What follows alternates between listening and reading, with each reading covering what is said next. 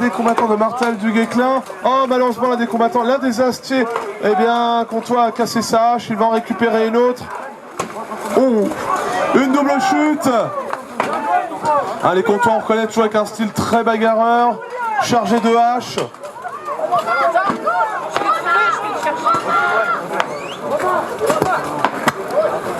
Allez, coups de hache qui pleuvent des deux Astiers. Sur ma gauche, ou l'intervention du Marshal. Je ne sais pas ce qui se passe. Ah, l'une de ses pièces d'armure qui a un défaut, donc du coup il est couché au sol.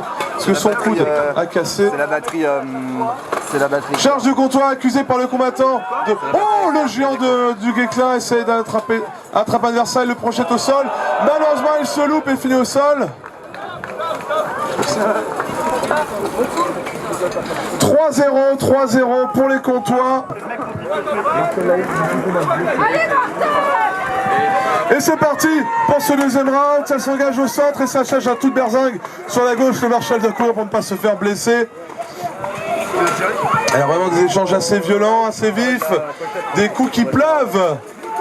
Ah, malheureusement, le combattant Comtois a loupé son croc en jambe qui n'a pas pu déséquilibrer son adversaire, le faire tomber. Ah, une double chute.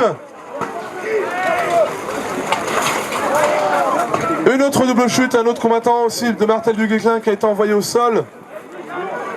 Essaye de se protéger d'ailleurs face au coup de hache de l'Astier Comtois, mais ça va être compliqué. Hein. Oh, la petite charge. Eh bien, ah non, c'était même pas une charge. L'un des combattants de Martel du Guesclin. Il a voulu aider son camarade. Mais là, ils sont vraiment bloqués l'un contre l'autre dans la lice. Face à la violence des coups qu'ils prennent, ça va être difficile pour eux de se dégager et de renverser la tendance. Ils se font attendrir à grands coups de hache. Oh, j'ai vu le casque s'enfoncer sous le coup. Deux beaux impacts. Hein.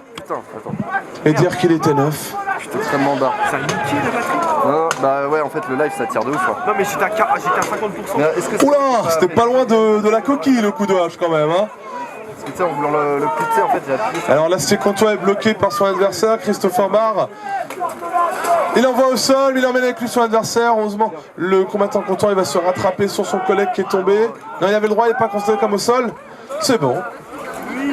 3, eh bien 3-0 pour les Comtois. 3-0 pour les Comtois qui remportent donc ce match, mesdames et messieurs.